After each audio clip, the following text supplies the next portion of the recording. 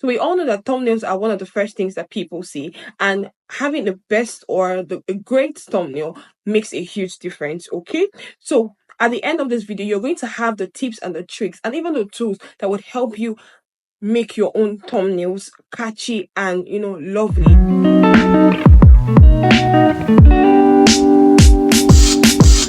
Caught up in a cycle.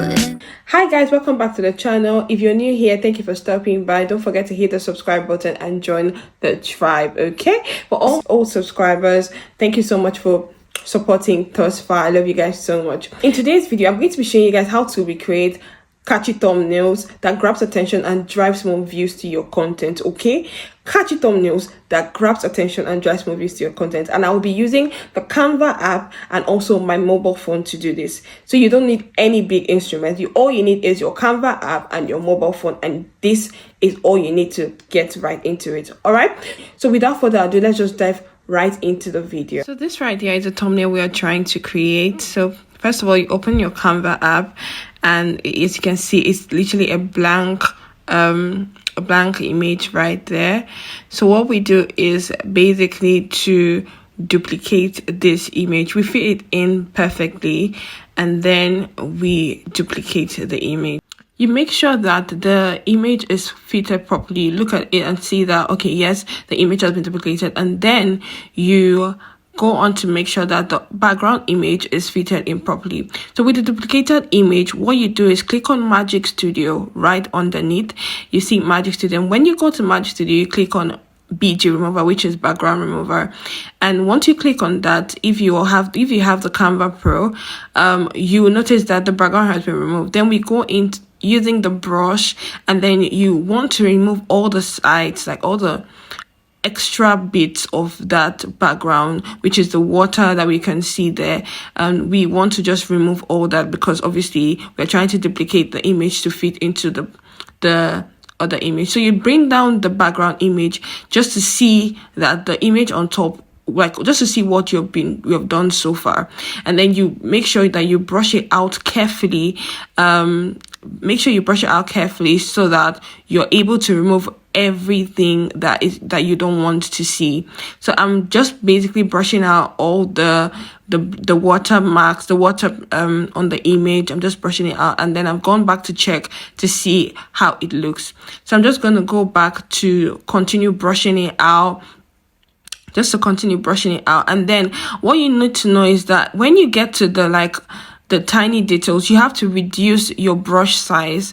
Okay, so you reduce your brush size to make sure that you're able to take out every single thing and then still keep it in details. So you keep removing the brush size. When you make any mistake, you just go back in and redo it, and then you reduce the brush size. As you can see that I've just reduced the brush size to make sure that I do not make any mistakes. Okay, so once this is done, the next thing to do is to add the text to the image. Okay, so now what we do is to click on text, and then once we click on text, it will take us to this page, and then we just type the text that we want to add on there. So I've typed the text, and now the next thing after typing the text on there is to check for the font that we want to use. So now Canva provides a whole lot of bunch of fonts that you can use. The list is endless, guys. The list is endless. So you just go through all the fonts. You can try each one of it, but I know the font that I want to use, so I'm just going to just carefully search for that font that I want to use. Okay, and then once I find that font, I'm just going to carefully search for it. And then right now this is me just searching for it, and then once I find it, I'm just going to add the font to the text. And now the next thing that you do is once you add the font to the text, you actually go to font size, and then you adjust it to make the font bigger. And when you do that, the next thing that you do is just basically look at the font again. Is it the correct one? And then once I get the actual font that I'm looking for, I click on format and it brings out the formats I want, and then I click on bold, and then the next thing is to click on spacing, just to space out the letters that I have already added the text. It just spaces out the text, and I'll just adjust it to my desirable size, guys. So this part is a bit tricky because, like I said, we're duplicating the previous image that we saw, so I must make sure that the font is fitted in properly, and then I'll just letter space it, so basically spacing all the letters to fit in as I want them to be. Okay, so once this is done, the next thing to do is to add the colors. So you click on color, and then I change the colors from black to white, and because obviously the image has a white color, so the next thing we go is to take our pictures that we brushed and then bring it towards the front. Okay, so we click on the position, and then we just basically bring it to the front, and then we adjust it to fit the background image, right? Because that's what we want to do. We don't want any shabby lines. We don't want anything to make it look not good. So we just have to bring everything to the front and then adjust it to suit what we want to do. Then the next thing after this stage is going back to a layer. We click on layer. So when you click on the layer is going to help you know exactly each of the things that you want to adjust. Is it the letters, is it the image, whatever you want to adjust, it's going to bring it out there. So now I'm just adjusting the text that I added to my image, right? I'm just adjusting it.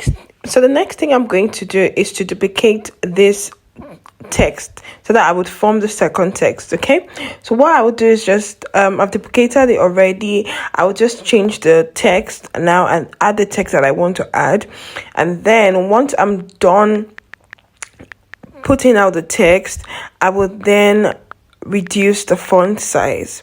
So right now I'm just typing out the text out there, and I'll then reduce the font size.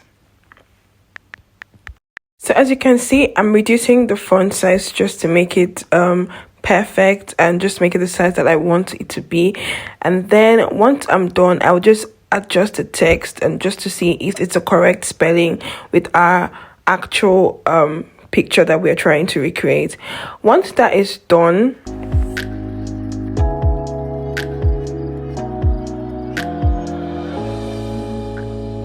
once that is done, I would just adjust it to fit in properly, just to make sure that everything is aligned properly, and also check back in on the text to make sure that it's actually the correct spelling and that I didn't get like a wrong spelling of what I'm trying to write. Okay, and to adjust the text, and to do this I just have to go to layout or layers, and then I will just click on the text and then adjust the text. On the main picture we can see that the K is behind, is in front, so I'm just going to try to adjust it and figure out how this is going to come in front. So what I figured is remember the brushed image that we did before in the beginning. So I'm just going to crop that out a bit. So I'm just going to click on the crop it out, and then just place it back. And then once I do that, we can see that the K comes out boldly now. I'm just going to adjust it to fit the dimension that I want it to go to. So we just adjust it, and then we go back to layers, and then we just look at it just to make sure that everything is in place. So in the layers option, you get to adjust the text, you get to adjust the initial image that we've already brushed out, and then we get to adjust every single thing on there. Okay, once that is done, we just keep on adjusting until we get that desirable shape. So the next step is to click on the adjust so that we can adjust the thumbnail to the desired tone that we want. So I'm going to click on saturation to just saturate the whole thumbnail, and then it will give me like the brightness that I want it, the tone, the perfect tone that I want it to give me. So once I do that, I'll just click on it, and then I'll just increase it to the desired tone that I want. and then this is how it comes out. Once this is done, I will just click on this download button right there, and then once I click on the download button, I will just save the image to my phone. So once I save the image to my phone, basically I'm just gonna go to the pictures, and then voila, see it here. This is what it looks like. This is all done, so I'm just gonna bring it out more so you guys can see it. Voila, this is the finished work, guys. If you've watched up to this point, thank you so much. Please don't forget to hit the subscribe button, subscribe, like, share, and drop a comment of what other editing tutorial that you would like to see. And that brings us to the end of this video. Stay safe, guys, and make good choices. Bye.